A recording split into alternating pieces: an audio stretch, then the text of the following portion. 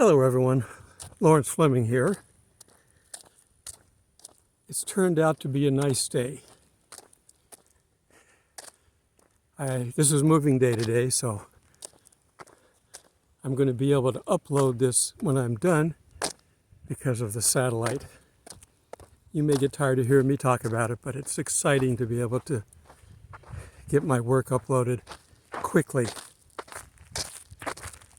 And it's so easy to set up. I go into the app, click on store. It aligns itself in a vertical position so that I can put it back in the box or just throw it in the car. And when I get in, power it up, and the antenna goes to work until it finds the satellite, does the alignments. If there's things in the way, it maps them where they're at so it knows how to get around them. It's amazing the technology and the use of it that we have today. All right, so I'm back to my familiar campsite, the one that I like going to. The sun is directly behind me. I guess it's probably about noon. I've already had lunch. So I'm going to go to my favorite swing, and I'm just going to talk today. We cannot stop what's happening. There are people praying for, let's stop all this. You don't understand, people. You can't go back. The Bible tells us these things are going to happen. We can't go back to the way it was. It would be nice, but the evil people won't let it happen. That's why they're going to get their punishment the second half. So all you can really do is hold down your little area around you. Defend your house, your family. If you can't get the school systems to stop teaching evil, homeschool. You say, well, that's hard to do because we're both working. Well, which is more important? Which is more valuable? I know it's hard to do. The days where only one person worked,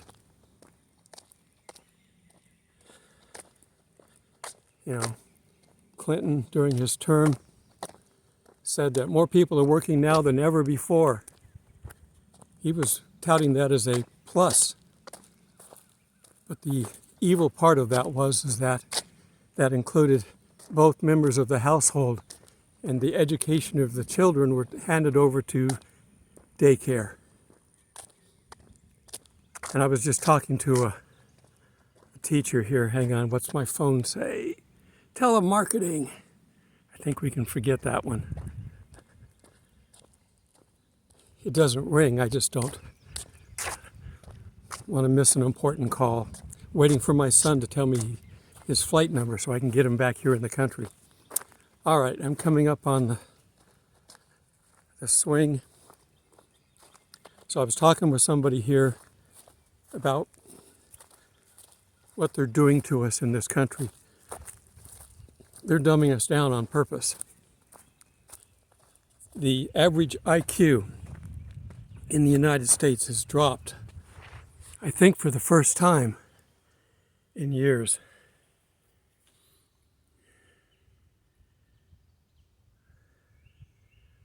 When we first moved out here and we had young kids, my wife wanted to be with them, as any mother would, so she got a job at the daycare. And initially everything was great. They were teaching the kids how to, learn the alphabet and giving them coloring books and letting them learn how to draw and things like that. And then the government came in with their free money. We're going to go ahead and give you the money. And oh, by the way, there's a few strings attached, but don't worry about them. We'll get to them later. Yeah, after they get used to the money, then they come in and put the strings in. This is how evil these people are. And the string said, you can teach these kids nothing. Absolutely nothing. All you're there is a babysitter. You're there to watch them. You can't give them a coloring book page. you can give them a white piece of paper and not supervise.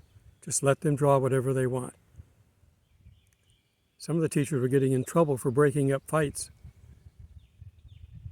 You can't do that. You're interfering with their development. The teachers in the elementary schools used to send them letters thanking them for the quality of education that the first entries, leaving kinder care or whatever the thing was called, I don't remember, and going into elementary school, they knew something already. After the government got through, they come in knowing only one thing: how to misbehave, because they weren't disciplined. They weren't giving formal structure. Kids need structure. They're destroying us from within, and it's all tied to money. So be careful if you say you can't work around this because money is involved.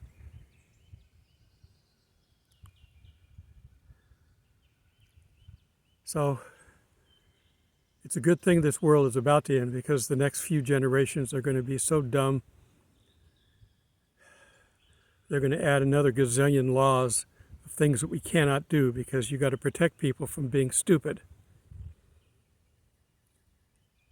I think there was a comedian out there that used to read the labels on products, and one bathroom cleaner had on there, "Be sure to use in a well-ventilated space." Another phone call, same one. Be sure to use in a well-ventilated space. Well, there wouldn't be mold in there if it was well-ventilated. Putting on a hairdryer, do not use in the shower. They had to put that on their label because somebody apparently did. You can't totally protect people from being stupid. The only solution to that is to start the education properly and maintain it through the life of a student.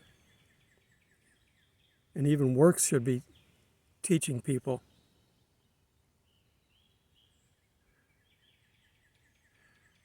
At least that one left a message. I can figure out who it is now. All it says is telemarketer. No, I don't need to extend the warranty on my car. Satan knows exactly how to do this, and he's got people bought in. They agree that they want people dumbed down. That way they can be just servants. Smart people don't like being just servants. Smart people know that they're going to work their way up, and they don't mind being servants to start. But that's not their goal. They're going to work their way up to be the manager, because they have vision. They want to dumb down the people so that there is no vision, and that they're just happy to just go to work, come out and serve these rich fat guys a meal, bring them a glass of wine. That's all they want. They want servants.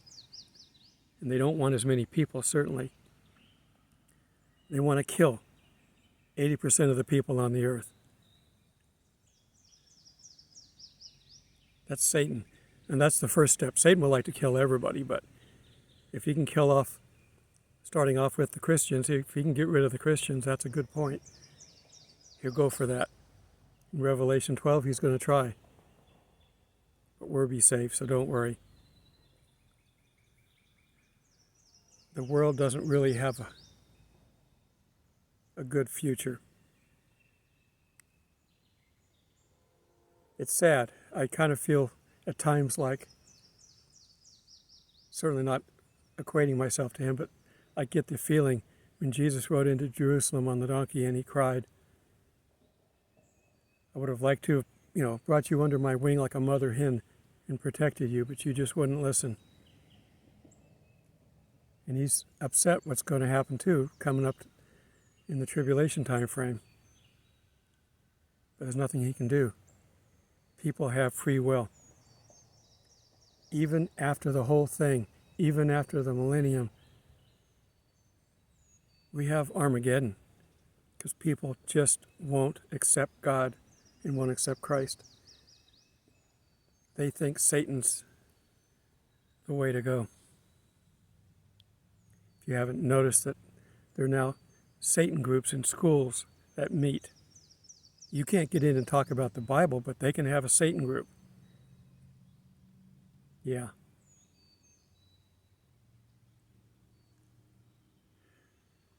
My older son has started traveling back and forth to San Francisco again. I pray that he won't be there when God finally lets loose on them. They're going to be one of the... New York's already been hit with 9/11. California hasn't been hit hard. They've got a major earthquake coming. I'm surprised it hasn't already. But I pray he's not on a trip out there when they finally get hit. The San Andreas Fault goes right down the middle of San Francisco Bay. San Francisco used to be a very, very pretty city. Good food, good restaurants.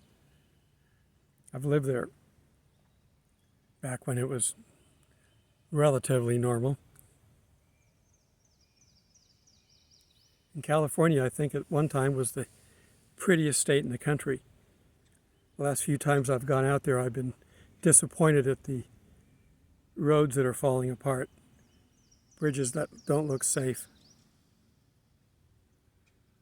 They're spending their money on everything except for infrastructure. And that goes to pretty much any city. People soon are going to be starting to buy four-wheel drive vehicles again so they can get around the highways and freeways that are in bad repair.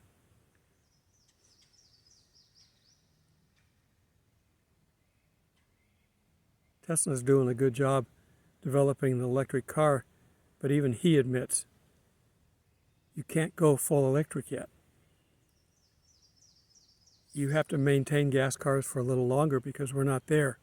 We're improving the quality of them, but we're not there.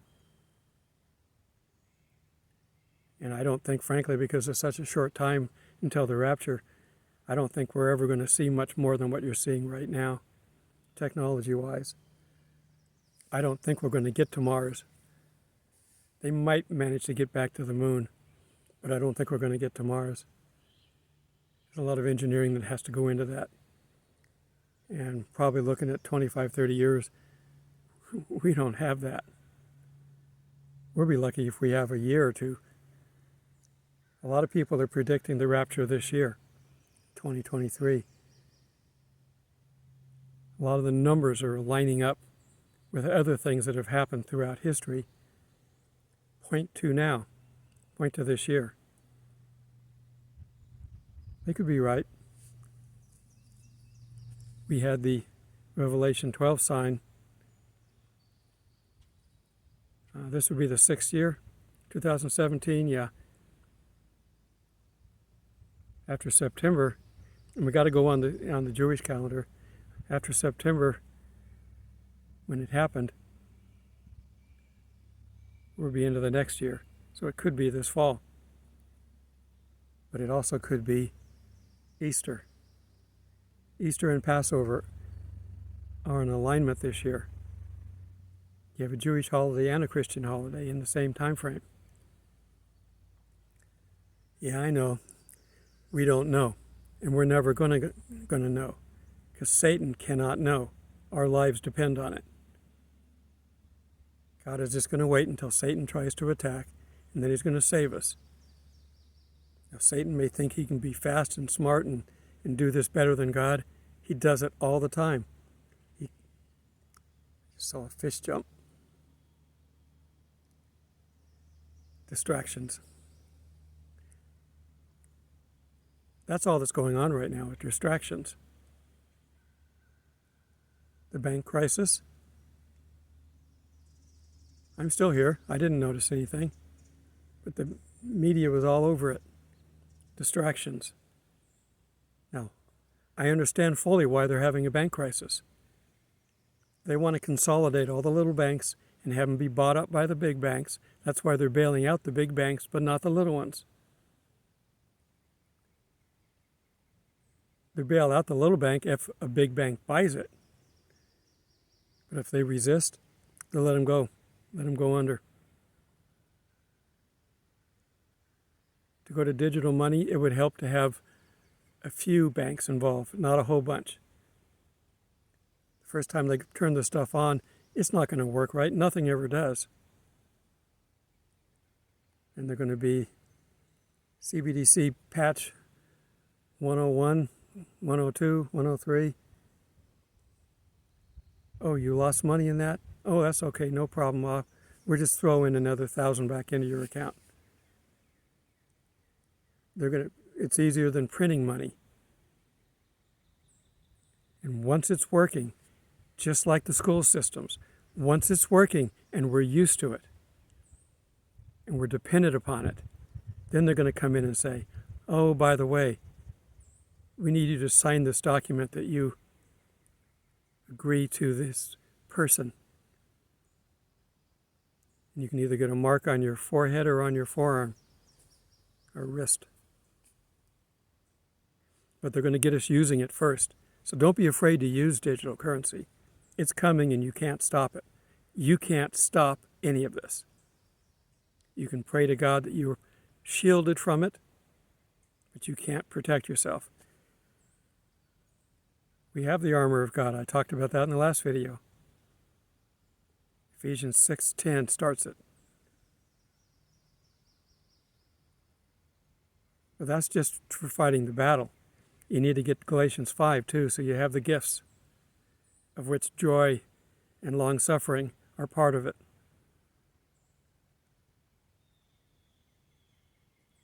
Don't just listen to this stuff. Don't just listen to what I say or what anybody else says. Take it in and do it. Take notes. If I'm giving you scripture, write the verses down and go look them up. One, it'll prove what I'm saying because I'm not just talking. I'm talking now and I'm not really giving you. I did give you a couple of verses there, but the bottom line is, if I do a full study, you should be writing down those verses and then go back to that when you want to refresh it. You need to do your part. You look in the past, all these people in the Bible that we're looking at gave up their lives, their livelihood, whatever they were doing, to follow me, as Jesus said. And there's a couple of examples. The rich young man said, what do I have to do to follow you? And Jesus said, sell everything you've got, give it to the poor, and then come follow me. And he went away so sad because he couldn't do it. Don't be that young person or old person. Be willing to give up everything you've got. Nothing on earth is going to survive anyway. It's all going to be burned up at the end of all this stuff. Of course, the new stuff will be better. It always is. And it's going to be sin-free.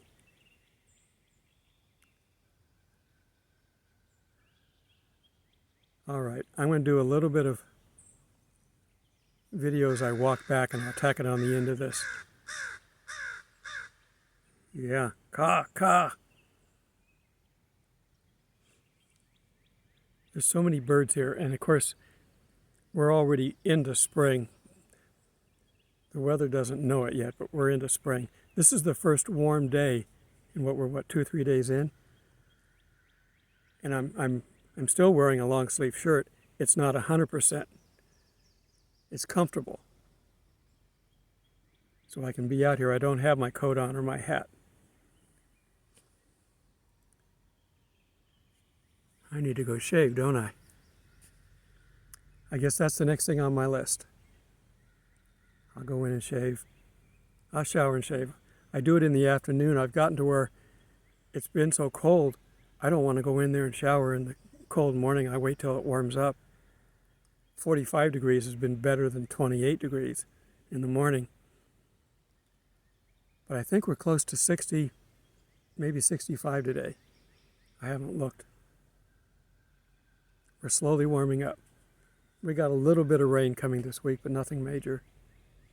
And my campsite's all set up because I finally got one right next to the parking lot. Now I'm going to see if that's going to be too noisy or not. But it took me little to no effort to set it up. All right, I'm going to start walking back. And the sun is up high. But there is no wind. I didn't have to have my microphone today. See, that's the thing, is I get used to not taking it. And then I have a windy day and I don't have it with me. I got to get a little bag or something to take with me that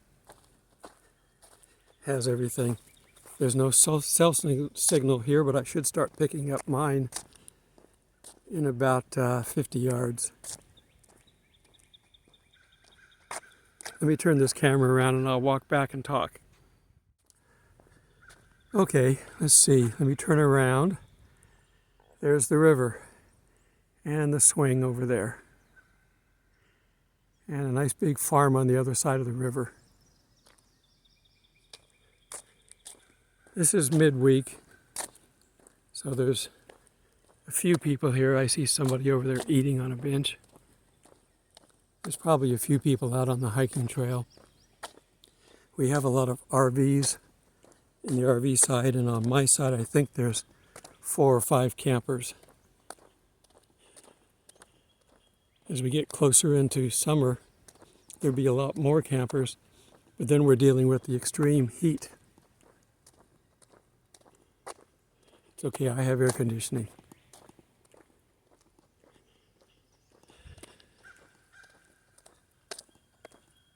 Follow the signage. You see how well that path is over there? They tried to stop people from going that way.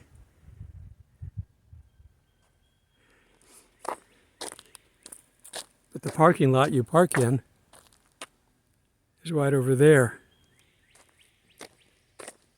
So that's the closest entrance. What was I watching? I was watching something about people cutting across the grass and making their own trails. Oh, it was about Disney. When they opened Disney World, they let everybody go any place they wanted to go, as long as they didn't get into a dangerous area. But if they wanted to cut across the corner and make a trail, that was great. Disney was smart. He said, we'll let them make their trails after a while. We'll come in and we'll pave them because they picked the best spot. And that's what they did. After the first year or so, they went in and started paving or graveling the trails. I think most of the stuff is paved there. I haven't been to Disneyland in forever. I took my kids to Disney World because we're on the East Coast. But I remember being at Disneyland. My sister's in a stroller, because she's 2 years younger than me. And this old guy comes up and asks how we're doing. Are we enjoying our time there? And my mother said, that was Walt Disney. He would walk the park. This had been in the 50s probably.